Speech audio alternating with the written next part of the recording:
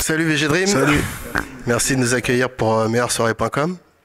Alors on va parler un petit peu de ton parcours depuis un an où on s'était rencontrés. Donc entre-temps, il s'est passé pas mal de choses. Tu as fait un véritable buzz avec ramener la coupe à la maison, entre autres. Et là, dernièrement, tu as sorti donc un nouveau projet.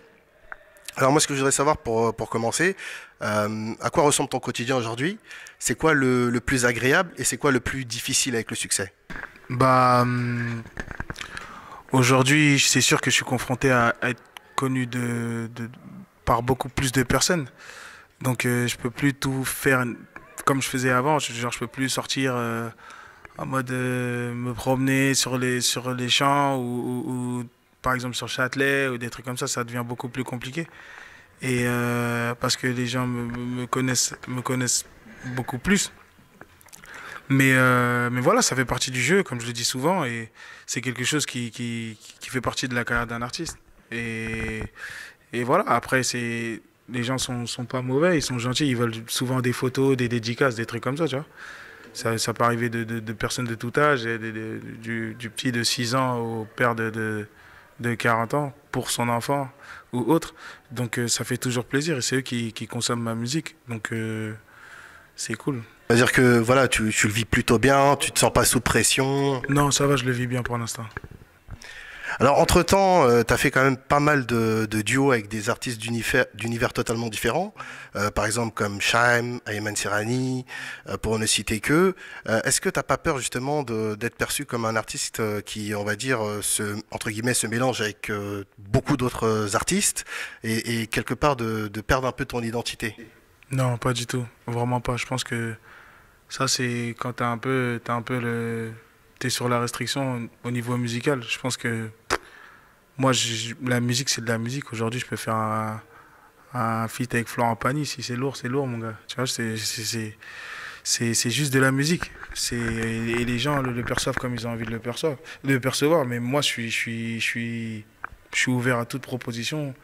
Et voilà, tout ce qui est bénéfique pour moi, je le fais, tu vois. Au niveau des styles, voilà, t'étais vraiment ouvert, Je suis vraiment, vraiment, vraiment ouvert. mais pas dans une catégorie, on va dire, voilà, si on devait te classer, par exemple, si on devait classer ton style musical, ça serait quoi? Bah, c'est un peu de l'afro-urbain, tu vois. L'afro-urbain, et moi, j'ai beaucoup cette sonorité africaine. Et ça rentre partout, tu vois. Je peux faire... Demain, je fais un feat avec Chaka Ponk, un truc, tu vois, afro. Et eux, ils viennent avec leur style à eux. Et t'as vu? Ça peut être lourd. Alors, on va parler d'autre chose. Dans tes débuts, on faisait souvent un parallèle entre toi et Gims et t'en étais plutôt fier. Est-ce que tu as le sentiment aujourd'hui avec le succès que tu rencontres que, on va dire, l'écart se réduit entre vous ou ça, voilà, il reste à distance? Comment tu perçois la situation? Non, je pense que les gens m'ont j'ai réussi à avoir une belle identité, tu vois, et que les gens savent différencier les deux personnages, surtout que moi je suis tout jeune, tu vois, je viens d'arriver, et voilà, Gims c'est un ancien, tu vois, voilà, ça faisait plaisir la comparaison, mais chacun a son délire, quoi. Aujourd'hui, tu es toujours fier quand même voilà, d'être comparé C'est toujours gentil, tu vois, c'est toujours gentil, et voilà, ça veut dire que c'est quelque chose de bien quand même, parce que c'est un artiste que il n'y a pas beaucoup de gens qui s'assoient à côté de lui, tu vois. Voilà. Alors on va parler maintenant de ton album Atekban, qui est sorti donc le 12 juillet dernier. Est-ce que tu peux nous expliquer la signification de ce terme? Atekban, ça veut dire, c'est une expression pour dire, en gros, ça chauffe pas, tu vois, dans le sens advienne que pourra. Quoi qu'il arrive, ça va être lourd, tu vois. Ouais, c'est en quelle langue? C'est un argot ivoirien. Ouais. Ouais. Oui, on sent vraiment ton attachement vraiment à la Côte d'Ivoire, ça revient régulièrement. Est-ce que tu peux nous expliquer justement pourquoi c'est important pour toi de mettre toujours ça en avant? Bah, ça fait partie de moi, en fait. Je fais pas exprès de le mettre en avant. C'est moi. En fait, c'est des gens qui veulent me connaître et qui essayent de s'attacher au personnage. Ils savent que je suis vrai et que je revendique beaucoup, beaucoup de cette partie-là. Donc voilà. Alors, on sent aussi que c'est un album qui est très personnel, avec des titres, on va dire, voilà, où vraiment tu parles de toi, tu parles de l'amitié, etc. Euh, alors, pour toi, c'était important enfin, pourquoi c'était important pour toi de te livrer dans ce projet? Bah, c'est pour créer crée une proximité entre moi et mon public qui voit que en vérité je suis comme eux, tu vois. Je suis comme eux, on vit les mêmes choses et être un peu le haut-parleur de tous ces gens qui me suivent. Donc c'est pour ça que j'ai fait des morceaux à thème comme ça, des morceaux plus ou moins poignants pour certains et d'autres un peu plus dansants. Voilà. Alors, on sent aussi quelque chose qui revient souvent, on va dire, c'est entre guillemets le côté un peu revanchard. Ça, c'est, on va dire, ça revient toujours. Malgré le succès, t'es pas apaisé de ce côté-là?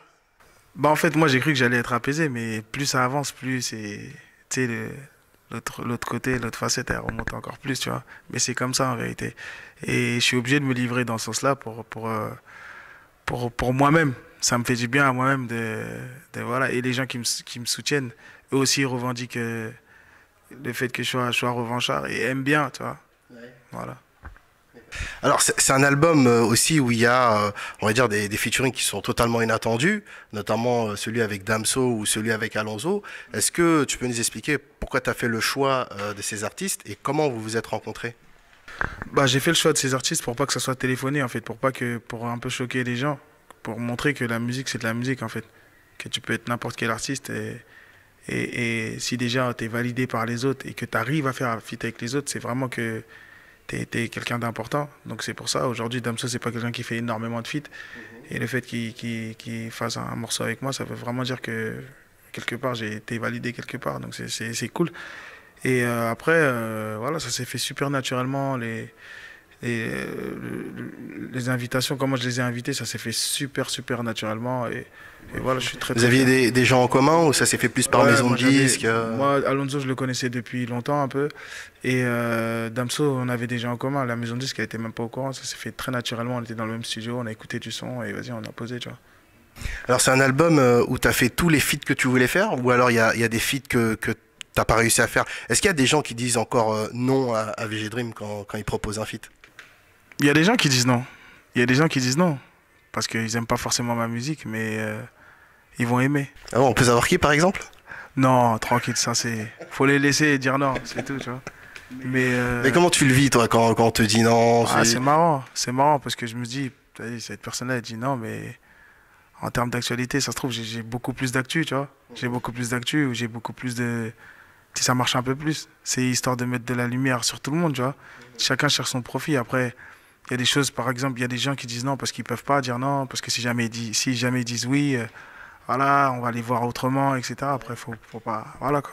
Mais c'est plus question d'image, on va dire. Ouais, ouais. Il y a donc des personnes de notre équipe qui étaient présentes donc pendant ton concert au Zénith dernièrement. Pareil, il y avait des invités un peu inattendus comme Kalash Criminel, comme Rimka par exemple. Et ce qui nous a frappé, c'est qu'ils ont chanté leur propre morceau.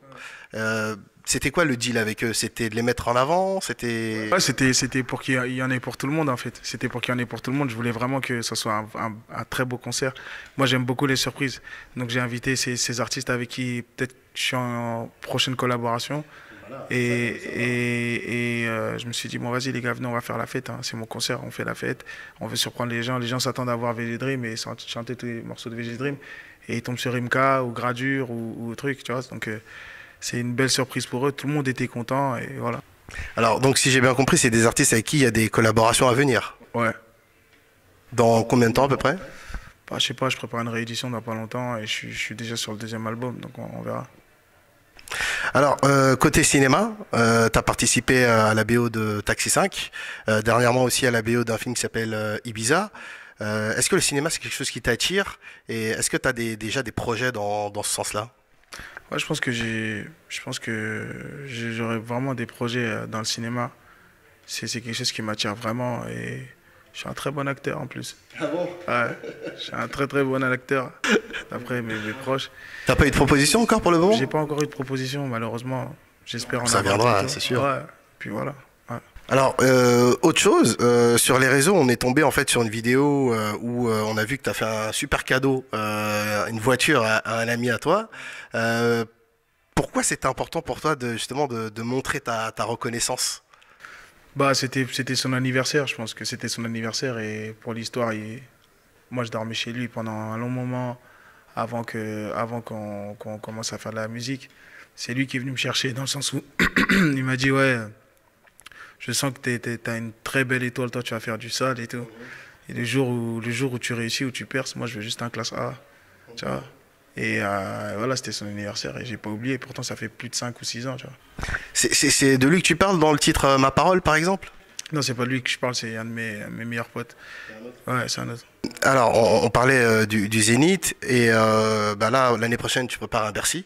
C'est quand même l'une des plus grandes salles en Europe. Est-ce que pour toi, on va dire, tu as atteint l'apothéose ouais. Ou alors Ouais, peut-être que tu as d'autres projets encore plus lourds? non, je pense vraiment. Ouais. Je pense que pour l'instant, le plus haut, c'est ça. Après, j'ai commencé par le Stade de France, même si c'était pas mon concert, mais voilà.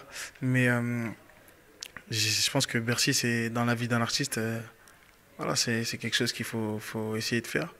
Donc, voilà. Alors, quand on s'était vu il y a un an, bon, tu nous avais confié que voilà, tu avais fait des différents métiers, comme livreur de pizza, tu avais travaillé à Decathlon, etc. Aujourd'hui, avec le recul, avec quel œil tu vois l'artiste que t'es devenu, et voilà, quel conseil tu lui donnerais à cet artiste? Bah, de garder les pieds sur terre, de surtout travailler d'arrache-pied parce que tu sais, tout ce qui monte est voué à redescendre. Et trouver une porte de sortie, un échappatoire, fructifier mon argent et faire en sorte que je vive bien et que ma famille vive bien, tu vois. Que ça perdure et surtout jamais me reposer sur mes acquis. Je pense que c'est le plus important. Et voilà. Alors on sent que malgré le succès, voilà, tu as vraiment gardé les pieds sur terre.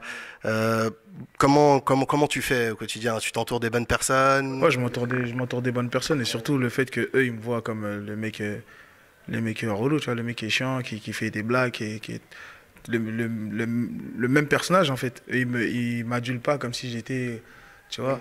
C'est ça qui fait que j'ai la tête sur les épaules. Ils me font chier aussi, tu vois. Ils sont un peu relous avec moi en mode ils ont toujours ce côté fraternel de grand à petit et ils donnent les directives. Donc c'est ça qui fait que voilà, aujourd'hui je suis le même. Et puis après il y a ma famille, il y a surtout ma mère. Et ça j'ai pas été éduqué comme ça. Hein. J'ai jamais été éduqué en mode je veux montrer que je suis quelqu'un ou autre. J'ai toujours reçu des belles valeurs venant de mes parents. Et puis je sais pas ce que c'est de prendre la grosse tête, vraiment. Après, les gens peuvent le percevoir autrement parce qu'il y a des jours où tu vas pas aller dans leur sens. Par exemple, tu peux me voir un jour à l'aéroport à 6 heures du matin, je suis fatigué, j'ai pas dormi, tu vas me demander une photo, je vais tirer la tronche un peu, tu vois. Tu vas dire, ah, il se la raconte, alors que tu ne sais pas ce qui s'est passé derrière, tu vois. Mais ça, je pense pas que ça veut dire prendre la grosse tête. Et puis voilà, quoi.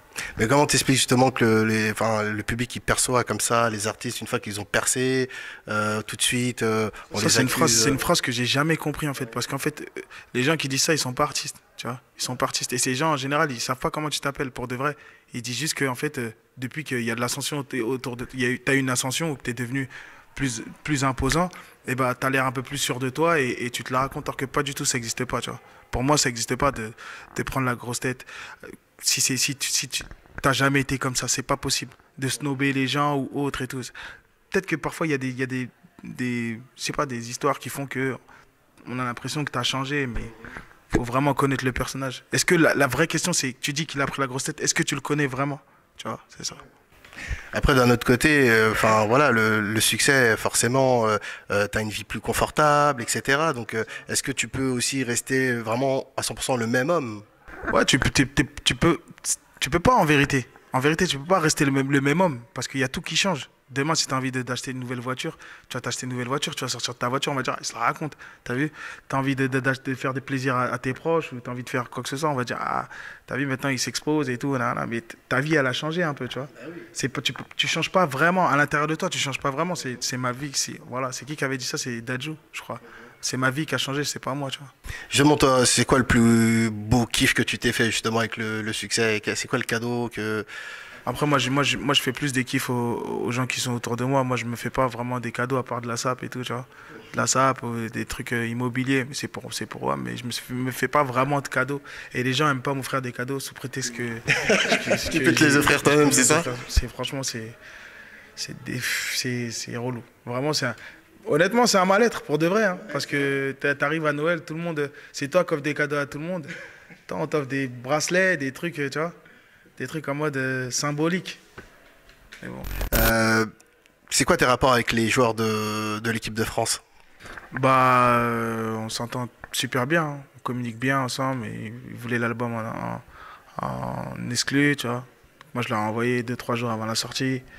Et voilà, quoi, on s'entend super bien. Et c'est qui tes amis les plus proches parmi les joueurs? Je m'entends super bien avec Griezmann, et Benjamin Mendy, avec Paul. Ouais, Paul voilà. Pogba? Ouais. C'est un peu le trio de choc, on va dire. Ouais. Alors dernière question, c'est quoi tes projets à venir? Là donc tu viens de sortir ton album, l'année prochaine le Bercy. Ouais, je pense que ouais, je vais exploiter mon album au maximum. Je vais peut-être sortir une réédition à la fin de l'année et peut-être un autre projet l'année d'après. Je sais pas, peut-être un album en commun avec quelqu'un que j'aime bien ou je sais pas. Ah ouais, enfin t'as déjà une idée de quel artiste? On verra bien. Ah On ça verra bien. tu peux pas nous le dire pour On l'instant? verra bien, non, on verra bien. Et voilà, hein, on verra bien. Ouais. D'accord. Bah écoute, on était ravis de t'interviewer et on te souhaite vraiment beaucoup de succès, que ça continue et vraiment bravo pour ce que tu fais. Merci Merci. beaucoup. Merci à vous.